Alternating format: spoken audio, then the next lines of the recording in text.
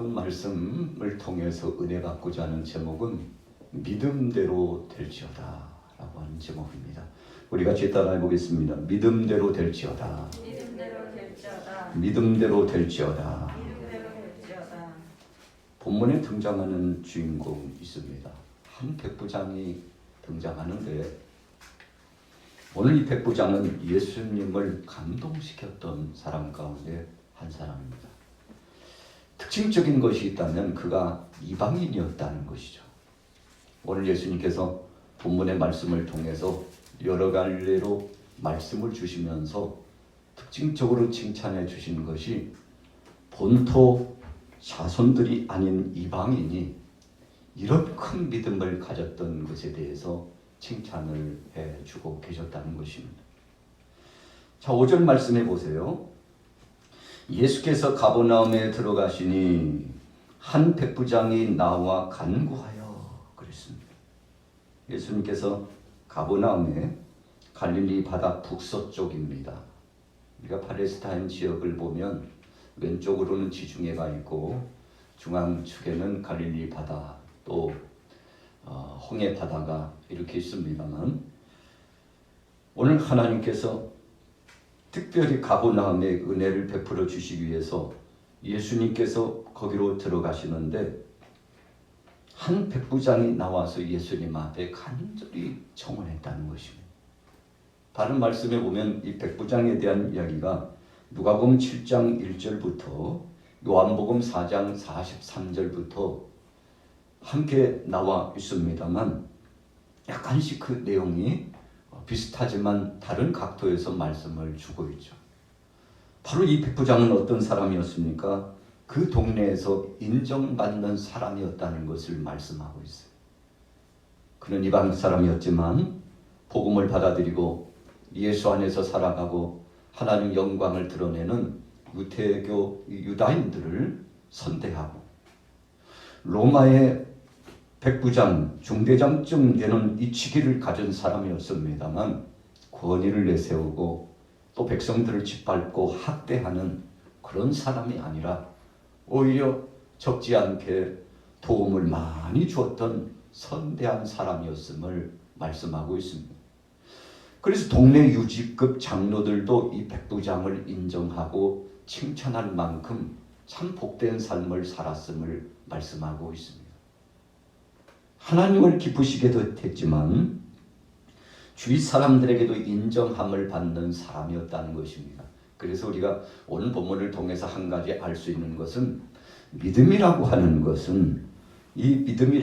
것은 하나님 앞에 영광 돌리고 또 사람 앞에서도 헌신적인 삶을 사는 이 두 가지 요소가 충족된 것이 진짜 백이 믿음이라는 것입니다. 그래서 빗댄 말로 어떤 사람들은 성전신앙이다, 예배당 신앙이다 그렇게 이야기를 해요. 무슨 이야기인가 하면 예배당에서 예배하고 기도하고 하나님의 말씀을 배우고 주님 앞에 영광 돌리면서 정말 예배자로서 헌신할 때는 신앙인으로서 하나님 앞에 중심을 헌신하는 정말 된 사람 같은데 그러나 예배당 밖에 나가고 성전 밖에 나가고 세상에 나가면 전혀 예수님을 믿지 않는 사람처럼 그렇게 보여지는 사람이 있다는 것입니다. 그래서 예배당 신앙 그렇게 이야기합니다만 그러나 저와 여러분들은 오늘 이 시간 예배자로서 주님 앞에 나와 헌신하는 이 시간뿐만 아니라 예배를 마치고 가정에 돌아가서도 또 하루 일과가 시작되어서 한순간 한순간 사람들과의 관계 속에서 공동체 속에서 사회 공동체, 나라 공동체에서 살아갈 때에도 거기에서도 선한 영향력을 끼치는 아름답고 복된 삶을 살아야 된다는 것입니다. 그런데 오늘 이 백부장은 예수님께로 칭찬받은 이유가 이 두 가지를 균형 잡히게 겸비하고 있었기 때문에 칭찬을 받았다는 것입니다. 여러분 성경에 예수님께서 칭찬하시는 대목이 그렇게 많지 않습니다. 세례 요한도 마찬가지고 또 선지자들도 사도 바울도 베드로도 요한도 우리가 복음서와 또 여러 가지 생명의 복음을 증거하는 이 말씀을 중심으로 보건대 그 말씀 속에 대부분 책망의 말씀이 굉장히 많습니다. 왜 그런가요? 회개를 촉구하는 복음은 본질적으로 책망이 우선시되기 때문에 그렇습니다. 이 책망이라고 하는 것은 포괄적인 의미입니다만 잘못된 것을 지적하고 하나님 말씀 안에 돌아오도록 회개의 복음을 선포한다는 것입니다. 그래서 채찍질해요. 예수님께서도 세례 요한도 첫 복음의 선포적인 말씀이 회개하라 천국이 가까웠느니라. 회개하라 천국이 가까웠느니라. 여러분 그래서 칭찬받기가 쉽지 않다는 것입니다.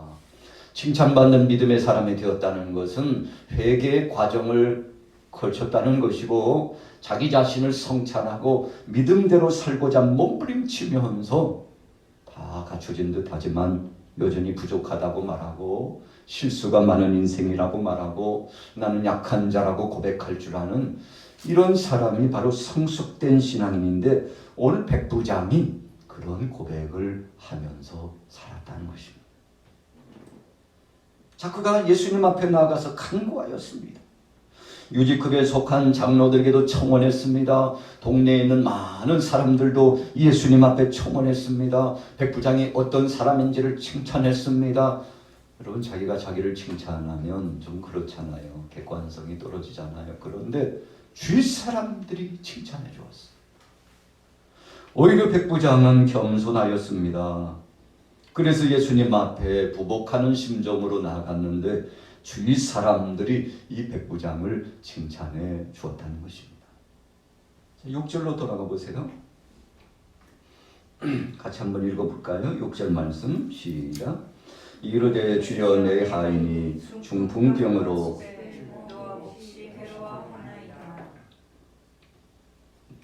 자, 백부장이 예수님 앞에 나아가서 엎드려서 간절히 간구한 이유가 있었습니다. 그런데 예수님께서 첫 번째 놀란 것은 자기 일이 아닌데 그것을 가지고 예수님 앞에 나왔다는 것이겠죠. 주여 내 하인이 중풍병으로 집에 누워 몹시 괴로워하나이다. 여러분 백부장이 직접 앞에 나가서 수소문하고 예수님 앞에 청원하고 그리고 주님 앞에 간절한 심정으로 의뢰하지 않아도 그 아래의 군사가 얼마며 또 그의 사신이 얼마입니까? 다른 사람들을 통해서도 충분히 할 수 있는 것입니다. 그러나 직접 예수님 앞에 청원했다는 것은 그의 믿음을 볼 수 있는 것입니다.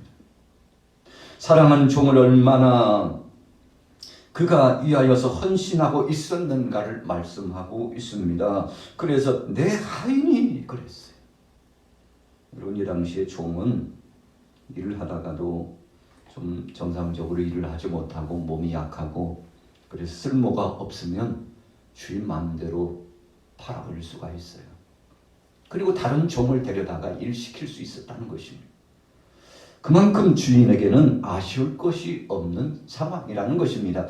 그럼에도 불구하고 오늘 백부장이 주님 앞에 정말 감동을 줄 수밖에 없었던 것은 자기의 문제도 아니고 자기와는 멀리 떨어진 것 같은 관계없는 일 같은 그런 종의 문제임에도 불구하고 그 문제를 가지고 예수님 앞에 나와서 간절히 부르짖어 그가 회복되기를 원했다는 것입니다.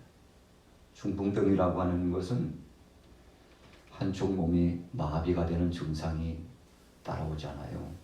그러니까 정상적으로 움직일 수 없습니다. 종이 움직일 수 없다는 것은 그 삶의 생명이 끝난 거나 마찬가지예요. 여러분 그럼에도 불구하고 그가 예수님 만나면 회복되리라는 것을 믿었어요. 예수님 치료자이신 주님 앞에 나가면 그가 온전해지리라는 것을 믿었습니다. 자, 예수님 어떻게 반응하셨나요? 참 오늘 본문 말씀에 감사한 것은 예수님께서 이미 그 백부장에 대한 소문도 들으셨거니와 그의 태도를 보고서 뭐 더 따져 물을 거 없다고 생각하셨습니다. 그리고 예수님께서 이 땅에 오신 목적이 병자를 고치시고 또 약한 자를 회복하여 주시고 또 하나님 나라의 말씀을 전해 주셔서 가르치시고 전하시고 고치시는 이 3대 사역 아니었겠습니까? 그래서 주님은 주저하지 않고 가시겠다고 했습니다. 7절에 보세요. 이르시되 내가 가서 고쳐주리라. 내가 가서 고쳐주리라. 여러분, 이 하인을 중풍병이 들었기 때문에 데리고 올 수 없다는 것을 예수님도 공감했습니다. 그래서 주님이 직접 찾아가셔서 그를 치료해 주시고 회복해 주시겠다고 했는데, 두 번째 예수님이 감동한 것은 8절이죠. 같이 읽어보겠습니다. 8절 시작. 백부장이 대답하여 이르되 주여 내 집에 들어오심을 나는 감당하지 못하겠사오니 다만 말씀으로만 하옵소서. 그러면 내 하인이 낫겠사옵나이다. 오늘 백부장이 예수님을 거부했습니다. 어찌 보면요, 주님을 환영하고 영접해 드리지 않은 것처럼 보여지지만 그런 문제가 아니었어요. 감히 사랑의 주님을 어찌 우리 집에 걸음 하셔서 가시고 수고하게 하실 수 있겠습니까? 아닙니다요. 첫째는 예수님께 배려하는 차원에서 그렇게 하지 마세요. 주님 말씀드린 거고, 두 번째로는 주님의 능력과 그 권세를 믿었던 것입니다. 여러분 보세요. 8절 중반절에 나는 감당하지 못하겠사오니 다만 말씀으로만 하옵소서. 그러면 내 하인이 낫겠습니다. 그러니까 첫째는 예수님 오시지 않아도 됩니다. 참 저같이 누추한 저희 집에 주님이 오시다니요. 주님 말씀만 해주옵소서. 제가 알기로는 주님은 그 어디서든지 시간과 공간을 초월하셔서 말씀만 하시면 치유하실 수 있고, 전지전능하신 분이요 천재 만물을 창조하신 하나님이심을 믿습니다. 주님은 메시아로 이 땅에 오신 것을 믿습니다. 오랜 동안 선지자를 통해서 말씀하신 주님, 역사적으로 이 메시아를 고대했는데 그분이 바로 당신 아닙니까? 그러니 주님 말씀만 하셔도 내 하인이 치료되고 회복될 줄로 믿습니다. 여러분, 대단한 믿음입니다. 우리가 백부장이 이런 믿음을 보인 것을 비교적으로 보면은 우리가 엘리사를 만났던 나만 장군을 비교적으로 생각해 볼 수 있습니다. 그는 군대 대장이라고 그랬습니다. 한마디로 말하면 국가의 통솔하는, 군인들을 통솔하는 대장급의 지위를 가졌던 사람입니다. 그런데 이 나아만이 엘리사 하나님의 사람에 대한 소문을 듣고, 또 여호와 하나님의 그 권능과 능력에 대한 소문을 듣고 결국은 이스라엘에 와가지고 치료받기를 원했지 않습니까? 요단강 물에 몸을 7번 담그라고 했을 때 순종하지 못했습니다. 왜 순종하지 못했습니까? 자신의 권세와 명예 때문에 순종하지 못한 겁니다. 여러분, 하나님의 말씀, 능력의 말씀, 전능하신 그 하나님, 그분이 역사하시고 명하신 것은 무엇이든지 이루어진다는 믿음을 갖고 선지자를 신뢰하고 믿음으로 받아들였다면 순종했겠죠. 그러나 순종하지 못했습니다. 초입 단계는 그랬다는 것입니다. 그러나 오늘 백부장은 예수님을 전폭적으로 믿었습니다. 여러분, 그래서 그 믿음대로 되었죠. 9절에 보면 나도 남의 수하에 있는 사람이요 내 아래에도 군사가 있으니 이더러 가라 하면 가고 저더러 오라 하면 오고 내 종도로 이것을 하라 하면 하나이다. 예수께서 들으시고 놀랍게 여겨 따르는 자들에게 이르시되 내가 진실로 너에게 이르노니 이스라엘 중 아무에게서도 이만한 믿음을 만나보지 못하였노라. 여러분, 예수님께서 백부장의 이 믿음을 보고 감동하셨죠. 우리가 성경을 읽다 보면 이 대목을 읽는 중에 참 대단한 믿음이다, 그렇게 보게 되지 않습니까? 국적, 이 나라를 초월하고 인종을 초월하고 지역을 초월하고 또 권세가 있든지 없든지 신분을 초월하고 백부장의 믿음이 그랬다는 것입니다. 주님, 저에게도 군사가 있는데 명령을 하면 순종하지 않은 예가 없습니다. 자신의 권위가 있다는 것이죠. 그러면서 또 한 가지 예수님의 권위를 인정해 드린 겁니다. 하물며 백부장인 저의 명령도 저들이 순종하거니와, 그런데 하나님이신 주님이 말씀하시는데 이루지 못할 것이 있겠습니까? 주님을 선대해드리고 그 메시아성을 인정해드리고 영광을 올려드렸더니 여러분 주님께서 여기 백부장의 이 믿음 때문에 감동하셨어요. 그 이유가 무엇인지 11절부터 부연 설명을 예수님이 해주고 계시죠. 같이 11절부터 읽습니다. 시작. 또 너희에게 이르노니 동서로부터 많은 사람이 이르러 아브람과 이삭과 야곱과 함께 천국에 앉으려니와 그 나라의 본 자손들은 바깥 어두운 데 쫓겨나 거기서 울며 이를 갈게 되라. 여러분 이게 무슨 말씀인가 하면 사실은 예수님도 유다인 본자식들 그 족보에 속한 분이잖아요. 그런데 그들이 주님이 주신 약속의 말씀, 구약의 말씀, 선지자들의 약속의 말씀, 오실이라는 메시아에 대한 이 말씀을 믿지 않았습니다. 주님이 이 땅에 오셨어도 주님을 박대하고 주님을 믿어드리지 못했습니다. 주님은 적지 않게 섭섭함을 많이 말씀하셨습니다. 저들이 본 자식들이 믿지 않고 있으니 어찌하리요 하고 예수님께서 안타까워하셨는데 바로 그 말씀입니다. 저들이 아브라함의 자손이라고 하지만 아브라함과 더불어 천국에 가지 못했는데 들어가지 못하게 되었는데 그러나 아브라함의 자손이 아니요 오히려 소외되고 멸시를 당했던 이방인들. 여러분 유다인들은 우리 조상이 아브라함이라는 것에 대해서 우리 조상이 이삭이요 야곱이라는 것에 대해서 자부심을 갖고 있었죠. 그래서 이런 전통적인 생각만 가지고 있어도 구원받으리라고 생각을 했습니다. 왜요? 선맹 사상 때문에 그렇습니다. 하나님이 우리를 버리실 리가 없다. 하나님은 절대적으로 우리 유다인들을 책임져 주실 것이다. 여러분 그렇게 생각은 하고 있었는데 정작 선민으로서의 믿음은 없었거든요. 그래서 예수님이 섭섭하신 거예요. 안타까워하신 겁니다. 본 자식들이 믿지 않는 것을 보고 주님은 그들을 책망하시면서 돌아오기를 원하시면서 하신 말씀이 그런데 이 이방인들이 오히려 믿음을 갖고 아브람과 이삭과 야곱과 더불어서 천국에 들어가게 되니 사랑하는 형제 자매들이요 당신들도 믿음 안에 나오기를 원합니다. 이렇게 선포해 주고 계시는 거 아니겠습니까?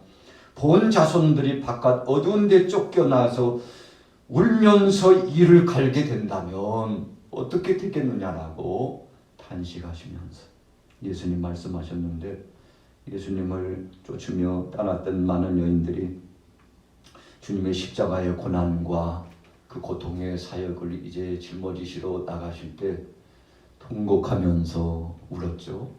그때 예수님께서 중요한 말씀을 주셨죠. 나를 위해서 울지 마. 너희와 너희 자녀들을 위해서 울라.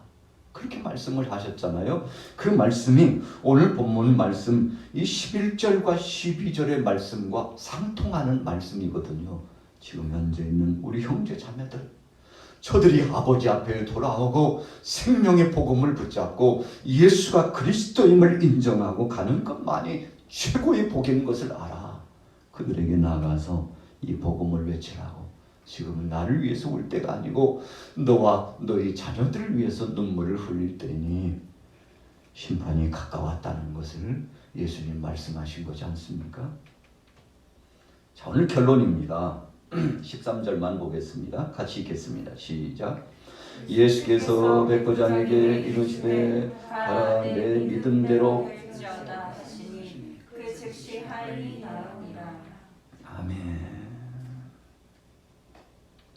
예수님께서 비교적으로 칭찬해 주시고 책망하셨죠. 그리고는 가자. 이제 때가 됐다. 주님 말씀하시고 그를 보내주셨죠. 그러시면서 예수님께서 13절에 백부장에게 가. 됐어. 내 믿음대로 되었고 네 하인도 치료되었다. 여러분 얼마나 감격한 순간입니까? 그래서 오늘 본문의 제목이 믿음대로 될지어다. 그렇구나. 복을 받고 안 받고도 내 믿음대로 되는 것이구나. 역사를 이루고 이루지 못하는 것도 바로 내 믿음대로 되는 것이구나. 하나님이 우리에게 허락하신 이 기회를 붙잡고 나가는 믿음대로 된다는 사실을 기억했던 오늘 백부장은 큰 복을 누렸습니다.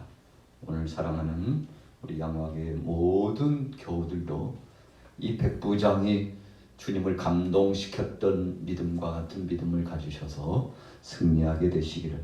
그래서 그 하인이 즉시 나섰다고 그랬잖아요. 아직 확인하지 않았습니다. 그러나 즉시 나섰다고 회복되었다고 예수님이 선포해 줬는데 참 감동적인 장면이죠. 오늘 우리가 믿음으로 기도하면 주님이 책임져 주신다는 사실을 알고 남은 한 주간도 믿음으로 승리하시기를 예수님의 이름으로 축원합니다. 살아계신 하나님 아버지 은혜를 감사합니다. 오늘 믿음대로 될지어다 귀한 말씀을 붙잡아 싸우니 이 폐역하고 악한 시대 가운데서도 주님이 주신 큰 믿음을 가지고 승리하게 하여 주옵소서. 승리케 하여 주옵소서. 예수님의 이름으로 축복하고 기도 올려 싸움나이다.